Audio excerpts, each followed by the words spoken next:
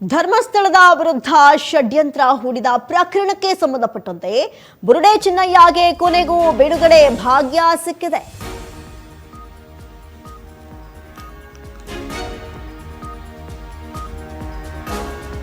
ಬುರುಡೆ ಚಿನ್ನಯ್ಯನಿಗೆ ಕೊನೆಗೂ ಬಿಡುಗಡೆ ಭಾಗ್ಯ ಸಿಕ್ಕಿದೆ.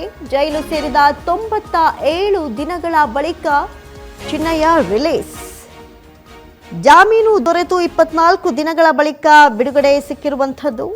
ಧರ್ಮಸ್ಥಳ ವಿರುದ್ಧ ಷಡ್ಯಂತ್ರ ಹೂಡಿದಂತಹ ಪ್ರಕರಣದಲ್ಲಿ ಚಿನ್ನಯ್ಯನಿಗೆ ಬಿಗ್ ರಿಲೀಫ್ ಸಿಕ್ಕಂತಾಗಿದೆ. ಶಿವಮೊಗ್ಗ ಕೇಂದ್ರ ಕಾರಾಗೃಹದಿಂದ ಚಿನ್ನಯ್ಯ ರಿಲೀಸ್ ಆಗಿದ್ದಾರೆ. ಕೋರ್ಟ್ಗೆ 1 ಲಕ್ಷ ರೂಪಾಯಿ ಬಾಂಡ್, 2 ಶ್ಯೂರಿಟಿಯನ್ನ ನೀಡಲಾಗಿದೆ.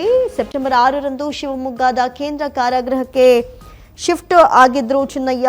ಇಂದು ಚಿನ್ನಯ್ಯನನ್ನ ಕರೆದೊಯ್ದಂತಹ ಕುಟುಂಬಸ್ಥರು, ಯಾಕಂತ ಹೇಳಿದ್ರೆ 24 ದಿನಗಳ ಬಳಿಕ ಈ ಒಂದು ಬಿಡುಗಡೆ ಸಿಕ್ಕಿರುವಂಥದ್ದು.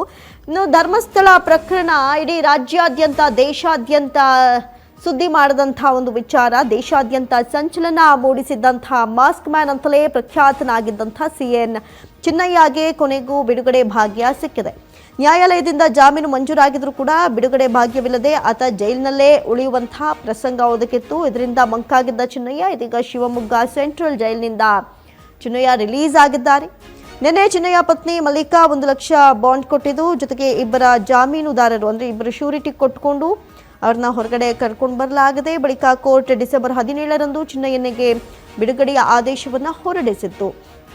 ಜೊತೆಗೆ ಜಾಮೀನು ಷರತ್ತು ಪೂರೈಸಿದ 24 ದಿನಗಳ ಬಳಿಕ ಚಿನ್ನಯ್ಯ ರಿಲೀಸ್ ಆಗಿದ್ದಾನೆ. ಬೆಳ್ತಂಗಡಿ ನ್ಯಾಯಾಲಯದಲ್ಲಿ ಚಿನ್ನಯ್ಯ ಪತ್ನಿ ಮಲ್ಲಿಕಾ ಶ್ಯೂರಿಟಿಯನ್ನ ಕೊಟ್ಟಿದ್ದಾರೆ. 4 ತಿಂಗಳಿಂದ ಶಿವಮೊಗ್ಗ ಜೈಲಲ್ಲಿದ್ದರೂ ಶ್ಯೂರಿಟಿಯನ್ನ ಪೂರೈಸಿದ ನಂತರ ಚಿನ್ನಯ್ಯ ಇದೀಗ ಬಿಡುಗಡೆಯಾಗಿದ್ದಾನೆ.